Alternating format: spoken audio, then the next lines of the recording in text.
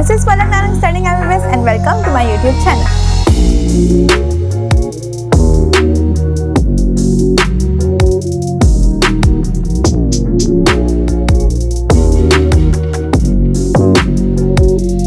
So आज हम लोग स्टार्ट करने वाले हैं RNA के साथ। तीनों टाइप्स ऑफ RNA पढ़ेंगे। बिना टाइम वेस्ट किए स्टार्ट करते हैं RNA के बारे में। तो RNA कुछ में as a genetic material present होता है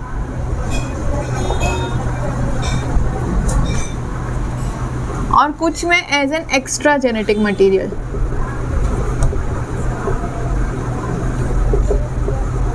मैं आपको ऑलरेडी बता चुकी हूँ किसमें as a genetic material present होता है। कुछ वायरसेस के अंदर जेनेटिक मटेरियल प्रेजेंट होता है और एक्स्ट्रा जेनेटिक किसमें प्रेजेंट होता है, उनमें जिसमें DNA act as a genetic material. ठीक है, और उनमें जिनमें डीएनए जेनेटिक मटेरियल है, आरएनए एक्स्ट्रा जेनेटिक मटेरियल, उसमें 3 टाइप ऑफ आरएनए होते हैं जिसको हम डिटेल में पढ़ेंगे। एक आरआरएनए, एक टीआरएनए और एक एमआरएनए। इससे पहले मैं एक सिंगल चालू करूं, मैं आपको बता देती हूँ इसका बेस कि क्या हम पढ़ने वाले हैं। हमारे पास है एक आरआरएनए, एक टीआरएनए और एक एमआरएनए। ये है आरआरएनए, जो लाइन बनाई मैंने वो एमआरएनए, जो एल शेप बनाया वो टीआरएनए। अब ये आपको शायद ऑलरेडी पता होगा कि हमारे पास जो डीएनए है उसका अगर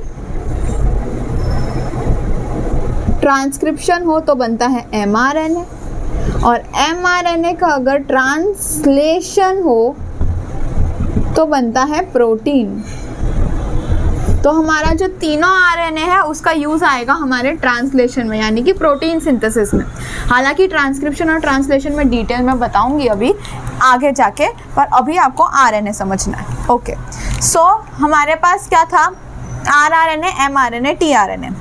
अब आप इसको कैसे याद रखोगे। आरआरएनए एक ऐसी एरिया है, ज़मीन है जहाँ पे हमें कंस्ट्रक्शन करना है। टीआरएनए, टी फॉर टैक्सी, हमारी टैक्सी है जो कंस्ट्रक्शन के लिए सामान लेके आएगी। और एमआरएनए जो है वो वर्कर्स है जो कंस्ट्रक्शन करेंगे। तो क्या होता है ना कि टीआरएनए पे अमाइनो एसिड अटैच होता है, और अमाइनो एसिड वो है जो कंस्ट्रक्शन का सामान है। वो टीआरएनए अमाइनो एसिड को लेके आती है आरआरएनए के पास, और वो अमाइनो एसिड का कोड प्रेजेंट होता है इधर। जैसे फॉर एन एग्जांपल इधर सीरीन है तो यहाँ पर कोड प्रेजेंट होगा UCA, जो कि सीरीन का कोड है। उसके एग्जैक्टली ऑपोजिट कोड प्रेजेंट होगा एमआरएनए में, यानी कि क्या होगा, कॉम्प्लीमेंट्री AGU। तो इसे हम लोग बोलते हैं एंटीकोडॉन और इसे हम लोग बोलते हैं कोडॉन। ऐसे ये एक टीआरएनए करेगी और एक टीआरएनए अपना अमाइनो एसिड लाएगी और एक टीआरएनए अपना अमाइनो एसिड लाएगी, और ऐसे सारे के सारे अमाइनो एसिड ज्वाइन होके प्रोटीन बनेंगे। इस तरीके से प्रोटीन सिंथेसिस होती है और उसमें तीनों आरएनए काम आते हैं। मैं यही बेसिक आपको अभी पढ़ाने वाली हूँ, बेसिकली आरएनए के बारे में बताऊँगी। तो चालू करते हैं हम सबसे पहले आरएनए के साथ, which is ribosomal RNA. RRNA क्या बोलते हैं इसको, राइबोसोमल आरएनए। इसके पहले मैं इसके बारे में चालू करूं, मैं बेसिक आपको जो पढ़ा चुकी हूँ वो मैं पूछती हूँ। राइबोसोमल आरएनए प्रोकैरियोट्स में कैसे डिस्ट्रीब्यूटेड होता है। 50S और 30S के हिसाब से। 50S में होता है 23S आरआरएनए और 5S आरआरएनए। 30S में होता है 16S आरआरएनए। यूकैरियोट्स की अगर मैं बात करूं तो यूकैरियोट्स में कैसे होता है, प्रो से थोड़ा ज़्यादा, यानी कि 60S आरआरएनए और 30S आरआरएनए। 60 में 3 टाइप होते हैं, 28, 5.8, 5 और 40 और इसमें होता है 18, ये दिख भी नहीं रहा होगा। 60S, 40S, इसमें 28, 5.8, 5 और 40S में 18S आरआरएनए। ये राइबोसोम का डिस्ट्रीब्यूशन है। ठीक है, अब इसमें से जो ये 3 है इसकी सिंथेसिस होती है न्यूक्लियोप्लाज्म में। नॉर रीजन के अंदर, जो मैं अभी आपको बताऊंगी नॉर रीजन के है, और 5 जो है वो क्रोमोसोम 1 पे इसके सिंथेसिस होती है। चलो इससे पहले मैं आरआरएनए से आगे बढ़ूँ, एक खाली मैं बात बता देती हूँ टीआरएनए का स्ट्रक्चर, उसके बाद आरआरएनए पे वापस जाएंगे। मैंने क्योंकि इनकम्प्लीट छोड़ा है तो मैं पढ़ाऊंगी।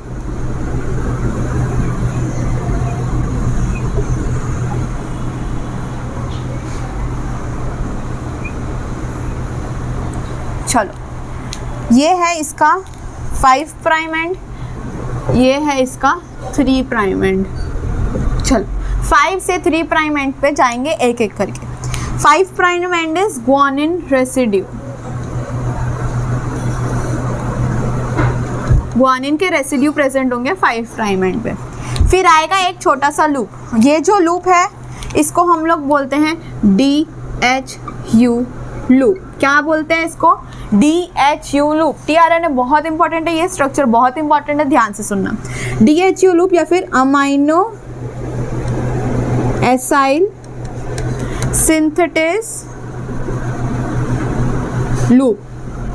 तो सुनो, टीआरएनए का काम क्या है? वो एक टैक्सी ड्राइवर की तरह है जो अमाइनो एसिड को लेके आरआरएनए को देगा। तो वो जो अमाइनो एसिड आ रहा है वो ऐसे डायरेक्टली अमाइनो एसिड नहीं आएगा, उसके लिए अमाइनो एसिड की एक्टिवेशन जरूरी है। और वो एक्टिवेशन कौन करेगा? एक एंजाइम जिसका नाम क्या है? Amino acyl synthetase. अब वो एंजाइम यहाँ पे आके अटैच होगा DHU लूप पे। समझ में आया? इसके बाद है नेक्स्ट हमारे पास एंटीकोडॉन लूप।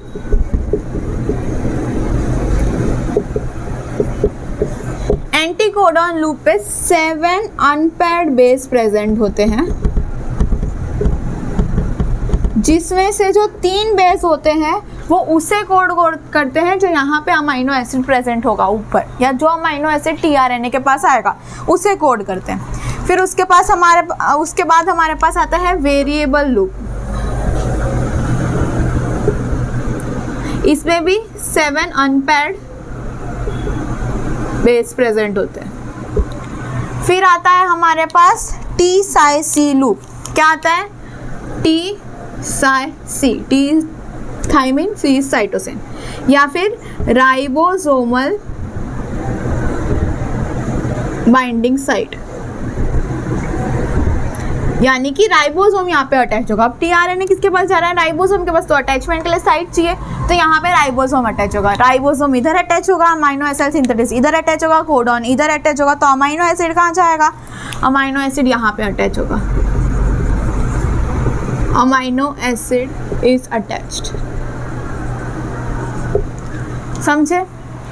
ये ध्यान से समझना बहुत जरूरी है। फॉर एन एग्जाम्पल, इधर अगर सीरीन है अमाइनो एसिड, तो मैंने क्या बोला? इधर क्या होगा? UCA प्लस यहाँ जो mRNA होगा उधर क्या होगा? AGU। ठीक है, चलो बैक टू आवर rRNA।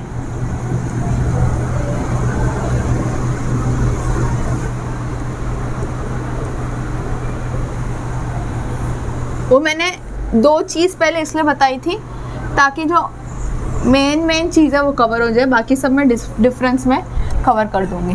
ठीक है, चलो rRNA का दूसरा नाम राइबोसोमल RNA।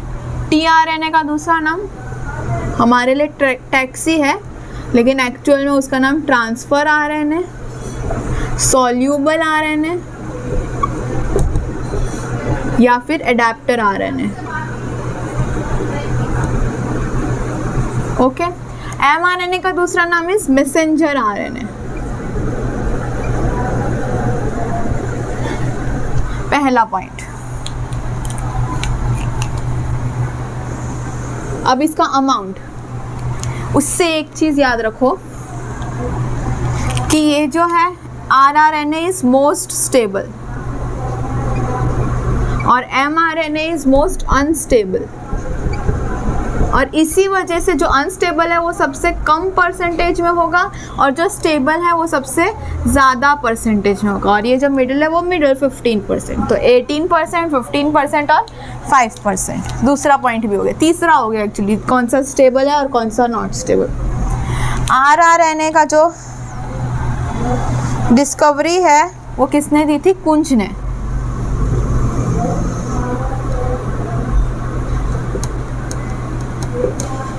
tRNA की existence was proposed by Crick।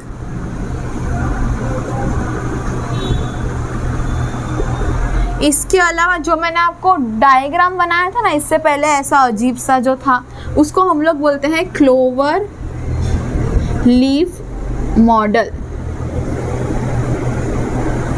जो कि एक सेकेंडरी स्ट्रक्चर है या 2D स्ट्रक्चर है, जिसको दिया था किसने? होले ने। होले एक क्रिक एक होले। तीसरी है एक इन्वर्टेड एल शेप, जो कि tRNA का ही 3D स्ट्रक्चर है, जिसको दिया है किम क्लग ने। इसमें 3 नाम याद रखने हैं। ये टॉपिक भी हो गया, इसको कुछ जानने की ज़रूरत नहीं है। अब नेक्स्ट टॉपिक, सिंथेसाइज। तो इसका synthesis is in nucleoplasm, nucleolus sorry, इसका न्यूक्लियोप्लाज्म और इसका भी nucleoplasm. Also this is the smallest RNA। Add कर देना। चलो, अभी जब मैंने इसका सिंथेसिस बताया था यूकैरियोट्स के अंदर, तो मैंने नॉर करके कुछ बताया था। तो वो क्या है? तो क्रोमोसोम जो है ये एक सेंट्रोमियर है, ये क्रोमेटिन है। यहाँ पर एक रीजन प्रेजेंट होता है जिसे हम बोलते हैं नॉर रीजन, और यहीं पर ही जीन प्रेजेंट है जो कि रेगुलेट करता है इसकी सिंथेसिस को, RRNA की सिंथेसिस को। और ये नॉर रीजन जो है वो किस क्रोमोसोम पे प्रेजेंट होता है? क्रोमोसोम नंबर 13, 14, 15, फिर 21, 22। ठीक है, 5 क्रोमोसोम है जिसके अंदर प्रेजेंट होता है ये नॉर रीजन, जो रेगुलेट करता है, जो जीन है जो रेगुलेट करता है सिंथेसिस ऑफ RRNA। ठीक है, अब tRNA में एक स्पेशल पॉइंट बताती हूँ, वो है कि there are more than 60 types of tRNA present. क्यों ऐसा? क्योंकि देखो हमारे पास हर अमाइनो एसिड के लिए मोर देन 1 कोडॉन है। मैंने जैसे UCA जो बताया था वो एक कोडॉन है जो एक अमाइनो एसिड को कोड करता है, दैट इज सीरीन। वैसे बहुत सारे अलग अलग कोडॉन्स हैं जो अलग अलग अमाइनो एसिड के लिए कोड करते हैं। बस इतना याद रखना कि 3 का पैर बना के एक अमाइनो एसिड का कोडॉन बनता है। तो 3 का पैर कुछ एक ऐसा बनाएगा जो कि एक अमाइनो एसिड बनेगा। तो टोटल इन जनरल हमारे पास 64 कोडॉन्स प्रेजेंट होते हैं। कितने? 64। पर उसमें से 3 कोडॉन आर स्टॉप कोडॉन। इसकी एकदम डिटेल मैं आपको बाद में बताऊंगी, पर अभी के लिए इतना याद रखो। तो ये देखो 64 कोडॉन्स है, इतने तो हमारे पास अमाइनो एसिड भी नहीं है। तो एक अमाइनो एसिड के लिए हमारे पास मोर देन 1 कोडॉन है, तो इसीलिए हर अमाइनो एसिड के लिए हमारे पास मोर देन 1 tRNA भी है, क्योंकि यहाँ पे मोर than 60 types of tRNA present है। हर अमाइनो एसिड के लिए एक से ज़्यादा tRNA। अब कोडॉन की जो बात है वो मैं आपको आगे जाके बताऊंगी, अभी के लिए इतना इंपॉर्टेंट नहीं है। अब इस सब के फंक्शंस करते हैं। सबसे पहले RRNA का, इसका function is provide site for attachment of tRNA and mRNA। tRNA का function is carry amino acid to RRNA for protein synthesis.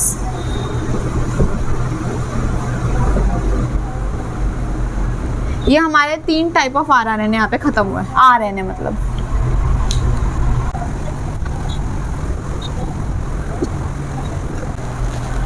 अभी let's do a small difference between prokaryotes का RNA और यूकैरियोट्स का RNA। सिर्फ 4 point बताऊंगी, that's it. सबसे पहला life span.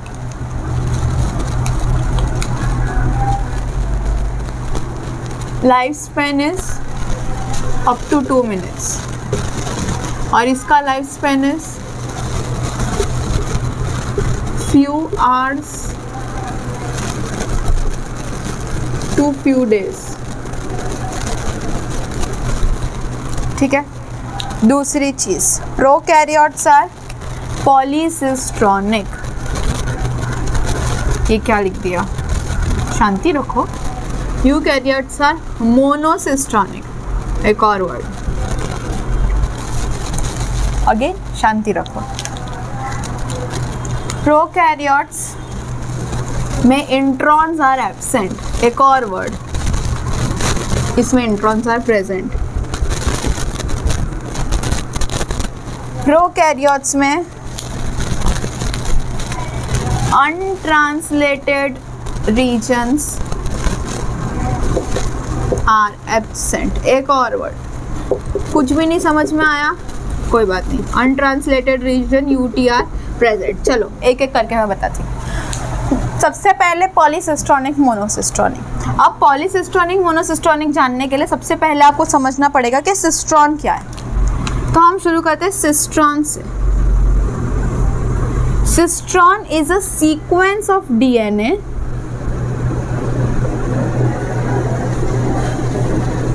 that code for a polypeptide। एक DNA का सीक्वेंस है जो पॉलीपेप्टाइड बनाता है। तो पॉलीसिस्ट्रॉनिक का मतलब हुआ कि हमें एक पॉलीपेप्टाइड बनाने के लिए we need more than 1 cistron. तो more than 1 cistron are needed to make 1 polypeptide। और मोनोसिस्ट्रॉनिक मतलब अंदाजा लगाओ,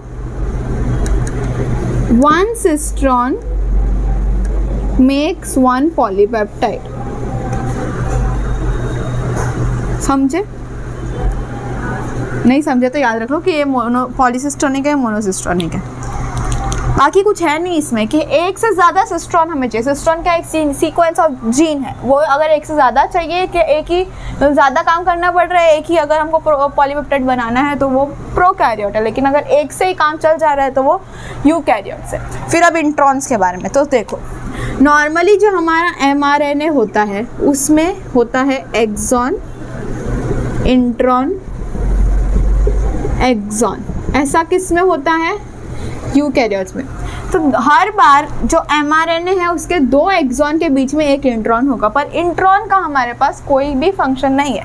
तो हम क्या करना चाहते हैं, इस इंट्रॉन को हम काट देते हैं और 2 एक्सॉन को हम जोड़ देते हैं। ये किस में करने की ज़रूरत है हमें? सिर्फ यूकैरियोट्स में, क्योंकि प्रोकैरियोट्स में तो इंट्रॉन्स है ही नहीं, तो वापस में सिर्फ एक्सॉन ही होता है। तो ये क्या बनाते हैं, आगे जाके प्रोटीन बनाते हैं। This is mRNA basically. आगे प्रोटीन बनाने के लिए हमें इंट्रॉन को निकालना पड़ता है। तो हम किस में निकालेंगे? हम यूकैरियोट्स में निकालेंगे, क्योंकि उसी में इंट्रॉन है। प्रोकैरियोट्स में निकालने की ज़रूरत नहीं है। अब है अनट्रांसलेटेड रीजन। अनट्रांसलेटेड रीजन क्या होता है? हमारे पास ये mRNA है और इस वाला जो साइट है इसका हमें बनाना है प्रोटीन सिंथेसिस, ट्रांसलेशन करना है। लेकिन इस वाले पार्ट के आगे और इस वाले पार्ट के पीछे, यानी कि इनिशिएशन से पहले और टर्मिनेशन के बाद कुछ ऐसे सीक्वेंस प्रेजेंट होते हैं जिसे हम बोलते हैं UTR। इसका कोई भी जो भी क्या बोलते हैं वो नहीं होगा। जैसे ट्रांसलेशन सिर्फ बीच वाले का होगा, ये वाला किसी भी चीज़ के लिए कोड नहीं कहेंगे। तो फिर क्यों है? इसका फंक्शन है कि ये स्टेबिलिटी प्रोवाइड करेगा, mRNA को स्टेबिलिटी प्रोवाइड करेगा। और इसीलिए किसमें है? यूकैरियोट्स में है। प्रोकैरियोट्स में untranslated regions are absent. Plus या फिर ये भी एफिशिएंसी भी प्रोवाइड कर सकता है ट्रांसलेशन की, ट्रांसलेशन ज़्यादा एफिशिएंट हो। ठीक है, बस इतना ही है हमारा आरएनए के बारे में। 3 टाइप के आरएनए पढ़े और प्रोकैरियोटिक और यूकैरियोटिक आरएनए में डिफरेंस पढ़ा। आज के लिए इतना ही रखते हैं। नेक्स्ट लेक्चर में हम बहुत इंपॉर्टेंट टॉपिक से चालू करने वाले हैं, दैट इज ट्रांसक्रिप्शन, फिर ट्रांसलेशन पढ़ेंगे। ये सब आगे बहुत इंपॉर्टेंट है, मिस मत करना। That is it, I will meet you in my next one. Till then bye bye.